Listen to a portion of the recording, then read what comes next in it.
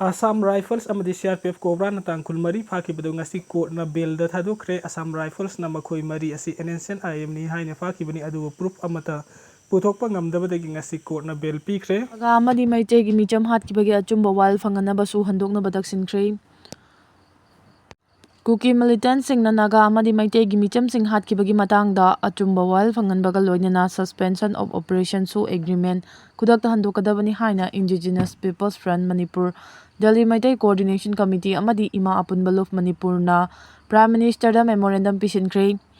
Indigenous Peoples Front Manipur ki President Sinautung Makaun amasung DMCC ki convener Biramani Sana Samna Khuyek Piraga Prime Minister amasung Union Home Minister da pisin kiba memorandum adu da yariba maruiba wafam di Naga micham taruktam thiba mawngda hatkibagi thawung aduna miyam da chawna mi paiba pokhalei thawdo adu thokiba tha ama helaklabasu January ba Meeoi sing asi puthokpa ngamdri Naga foruf na di Meeoi bagi minungsi yenglaga kuki taraga mari asoi angam yaudana thadokhi kumja 2005 ki August mangada khuyek pinakibasu agreement na ngaklo piraga keno amadi masiga chatminariba militant group singna yelhomi furup singi mathakta ka henba thawung chathaduna lakli kulai pai basu ki kedar singna Imphal jiribam da cheliba gari ki driver singi hen khanganbagi thawung chathabaga loinana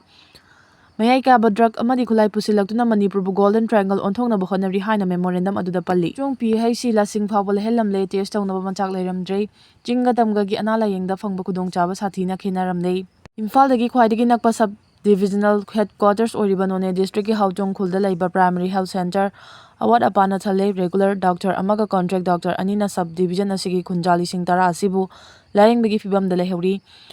Puya amadi FNCC na lamdam asigi ching amadi tamgi tongan mafam da laiba analaying changsingi fibam koi na chatuna yengsin bagi manungchana ngasi Hauchong PHC asisu yengsinki None district headquarter dagi kilometer taraga manga rom khakta maglapa mafam oirabasu lambi thongi fibam hainingai laitana fattabana maram oiraga kulasi yobada pung ama makhai rom changli inpui furuf ki yumkok Chani rom leiduna Meeoi lising ani rom na khundaba kulasida hangliba matangairaba health center asida staff ki award apa leibada natana infrastructure gi lamdasu award apa kaya leramba thengnaraki hiramasigi matangda puya gi general secretary longjam avothena hai Meeoi bana hingbada changdraba yadraba basic right ama oriba analayeng gi khudong chabasi ching amagi khena balaitana mipum khudingmakna phanganna bagi pandamda changsinbani chingi manung hanjinba mafamda leibada natana sub divisional headquarters amasu oirabanina yamna maruoiba analayeng changasida regular doctor ama khaktana MO in charge oina puduna leiramba asi thengnabada yamna nungaitaba fawi infrastructure ki fibam yengsiluba matamdasu blood testing ki facility fawba leiramdabaga loinana lasing fawba lemna piramdabagi fibam thengnarakhi ECG amadi ultrasound gi machine leitabana khunja singda khudong chadaba kaya marumayok na hali ambulance ani leiraga su driver amadagi hena leiramde leiramliba driver adusu nongmagi khusumal piraga nekpagi mathakta khusumal fanglaktaba chahi ani rom fare puyana asigumba asoiba watpa kaya puthoklabasu Manipur lenga ki health directorate na tumina laisinbagi thawung asi hakchina lawi asiguma thawung asi lisang sina chatharabadi miyam gi achauba kholaw ama soidina lakani haiba Khangjin gadabani haina phongdokhi Hauchong khulgi chairman nampi khumba na hai subdivisional headquarter amagi PHC da leifam thokpa infrastructure amata uba phangdri PHC asina koliba Hauchong amadi awang khulda khundariba migi masing lising tara heli khunja sing lairabana maram oraga Imphal da chalaga laing bangamde PHC asida mathau taba doctor amadi staff thambaga loinana award pa infrastructure sing hapchenduna khunja singi awaba kokanba mathau taya Haiki Ukraine manakta Russia na kan batek chatharakpada India macha mari sire Ukraine manakta Genia Vishau gi firal thetpa jahas amada Russia na tek chatharakpada India macha crew member mari sire thawong adubu yaningdaba phongdokladuna foreign ministry na Russia gi New Delhi da laiba charge the affairs Vladimir Ledonov kauraga formal oina protest tawkre tungda foreign ministry na thadorakpa statement amana hai NB Golden Neo kauba commercial vessel amada tek chatharaduna Maraloijadaba micham hatkibagi matangna nungnangba phongdokpagi warol pumnamak Russia charge the affairs ta mayek sengna khangankre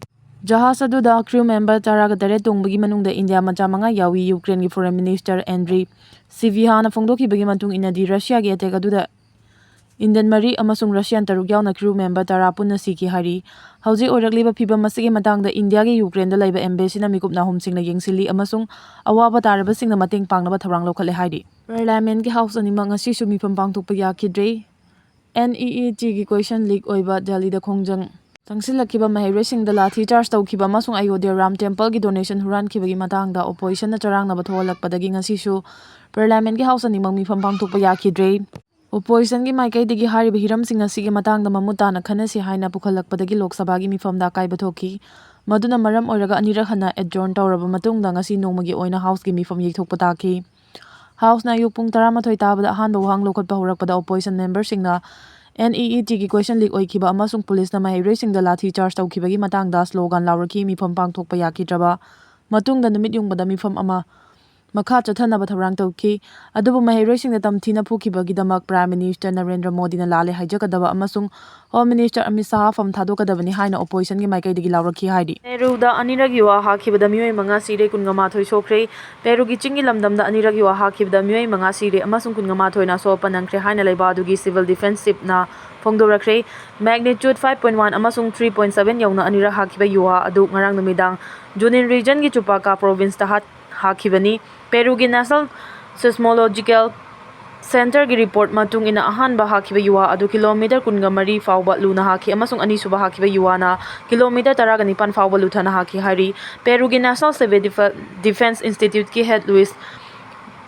ꯚꯥꯁꯀꯦꯖꯅ ꯂꯩꯕꯥꯛ ꯑꯗꯨꯒꯤ ꯔꯦꯗꯤꯑꯣꯗ ꯐꯣꯡꯗꯣꯔꯛꯈꯤꯕꯗ ꯍꯧꯖꯤꯛ ꯐꯥꯎꯕꯗ ꯃꯤꯑꯣꯏ 5 ꯁꯤꯔꯦ ꯍꯥꯏꯕꯁꯤ ꯇꯁꯦꯡꯂꯦ ꯑꯃꯁꯨꯡ 19ꯅ ꯁꯣꯛꯂꯦ ꯍꯥꯏꯈꯤ꯫ ꯌꯨꯋꯥ ꯍꯥꯠꯄꯒꯤ ꯊꯧꯗꯣꯛ ꯑꯗꯨꯗ ꯌꯨꯝ 94 ꯑꯃꯥꯡ-ꯑꯇꯥ ꯊꯣꯛꯈ꯭ꯔꯦ ꯑꯃꯁꯨꯡ ꯈꯨꯗꯣꯡꯊꯤꯕ ꯅꯪꯂꯕ ꯃꯤꯑꯣꯏ 300 ꯂꯣꯝꯅ ꯇꯦꯟ ꯈꯟꯗꯨꯅ ꯆꯪꯖꯐꯝ ꯂꯧꯔꯤ ꯍꯥꯏꯅꯁꯨ ꯂꯨꯏꯁ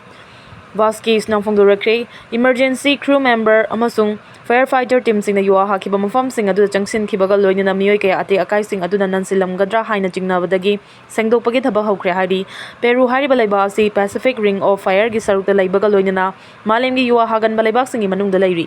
ꯃꯦꯘꯥꯂꯣꯏꯗ ꯆꯤꯡ ꯅꯤꯡꯈꯥꯏꯕꯗ ꯑꯉꯥꯡ ꯑꯃ ꯁꯤꯔꯦ, 3 ꯁꯣꯛꯂꯦ꯫ ꯃꯦꯘꯥꯂꯣꯏꯒꯤ ꯃꯣꯍꯥꯇꯤ ꯀꯟꯁꯇꯤꯇ꯭ꯌꯨꯌꯦꯟꯁꯤꯗ ꯑꯀꯟꯕ ꯅꯣꯡ ꯆꯨꯕꯗꯒꯤ ꯀꯟꯁꯇꯤꯇ꯭ꯌꯨꯌꯦꯟꯁꯤ ꯑꯁꯤꯒꯤ ꯎꯝꯂꯪꯐ꯭ꯂꯥꯡ ꯈꯨꯡꯒꯪꯗ ꯆꯤꯡ ꯅꯤꯡꯈꯥꯏꯔꯛꯄꯗ ꯆꯍꯤ ꯅꯧꯔꯤꯕ ꯑꯉꯥꯡ ꯑꯃ ꯁꯤꯔꯦ ꯑꯃꯁꯨꯡ ꯑꯇꯣꯞꯄ ꯃꯤꯑꯣꯏ 3 ꯑꯁꯣꯛ-ꯑꯄꯟ ꯅꯪꯈ꯭ꯔꯦ꯫ ꯄꯥꯎ ꯑꯁꯤ ꯐꯪꯕ ꯃꯤꯀꯨꯞ ꯐꯥꯎꯕꯗꯗꯤ ꯂꯩꯈꯤꯗ꯭ꯔꯕ ꯑꯉꯥꯡ ꯑꯁꯤꯒꯤ ꯆꯍꯤ ꯀꯌꯥꯅꯣ ꯑꯃꯁꯨꯡ ꯅꯨꯄꯥꯔ ꯅꯨꯄꯤꯔ ꯍꯥꯏꯕꯗꯨ ꯆꯞ ꯆꯥꯅ ꯈꯪꯕ ꯉꯝꯗ꯭ꯔꯤ꯫ ꯑꯋꯥꯡ-ꯅꯣꯡꯄꯣꯛ ꯂꯝꯗꯝꯗ ꯍꯧꯈꯤꯕ ꯅꯨꯃꯤꯠ ꯅꯤꯅꯤ-ꯍꯨꯝꯅꯤ ꯑꯁꯤꯗ ꯑꯀꯟꯕ ꯅꯣꯡ ꯆꯨꯕꯗꯒꯤ ꯃꯐꯝ ꯀꯌꯥꯗ ꯏꯁꯤꯡ ꯊꯨꯝꯖꯤꯟꯕꯗ ꯅꯠꯇꯅ ꯆꯤꯡ ꯅꯤꯡꯈꯥꯏꯗꯨꯅ ꯂꯝꯕꯤ ꯐꯥꯎꯅꯈꯤꯗꯕ ꯀꯌꯥ ꯌꯥꯎꯈ꯭ꯔꯦ꯫ ꯅꯣꯡꯖꯨ ꯊꯥ ꯌꯧꯔꯛꯄꯅ ꯚꯥꯏꯔꯦꯜ ꯏꯟꯐꯦꯛꯁꯟ ꯀꯌꯥ ꯄꯨꯟꯅ ꯁꯟꯗꯣꯔꯛꯂꯦ꯫ ꯃꯍꯧꯁꯥꯗꯒꯤ ꯍꯧꯅ ꯅꯣꯡꯖꯨ ꯊꯥ ꯃꯇꯝꯗ ꯏꯟꯐꯦꯛꯁꯟ ꯑꯃꯁꯨꯡ ꯐ꯭ꯂꯨꯒꯤ ꯀꯦꯁ ꯃꯁꯤꯡ ꯌꯥꯝꯅ ꯍꯦꯟꯒꯠꯂꯛꯄ ꯊꯦꯡꯅꯩ꯫ ꯍꯟꯗꯛ ꯆꯍꯤꯒꯤ ꯑꯣꯏꯅꯗꯤ ꯏꯟꯐ꯭ꯂꯨꯑꯦꯟꯖꯥ A, ꯀꯣꯚꯤꯗ-19 ꯑꯃꯁꯨꯡ H1N1ꯅꯆꯤꯡꯕ ꯇꯣꯉꯥꯟ-ꯇꯣꯉꯥꯟꯕ ꯂꯩꯅꯥꯁꯤꯡ ꯄꯨꯟꯅ ꯁꯟꯗꯣꯔꯛꯄꯒꯤ ꯊꯧꯑꯣꯡ ꯑꯃ ꯃꯌꯦꯛ ꯁꯦꯡꯅ ꯎꯕ ꯐꯪꯂꯦ ꯍꯥꯏꯅ ꯑꯈꯪ-ꯑꯍꯩꯁꯤꯡꯅ ꯐꯣꯡꯗꯣꯛꯂꯤ꯫ ꯑꯟꯙ꯭ꯔ ꯄ꯭ꯔꯗꯦꯁꯇ ꯍꯟꯗꯛꯇ ꯀꯣꯚꯤꯗ-19ꯅ ꯃꯔꯝ ꯑꯣꯏꯔꯒ ꯃꯤꯑꯣꯏ 2 ꯁꯤꯈꯤꯕꯒ ꯂꯣꯏꯅꯅ ꯂꯩꯅꯥ ꯑꯁꯤꯒꯤ ꯑꯦꯛꯇꯤꯚ ꯀꯦꯁ 9 ꯂꯩꯔꯦ ꯍꯥꯏꯅ ꯔꯤꯄꯣꯔꯠ ꯇꯧꯔꯛꯈꯤ꯫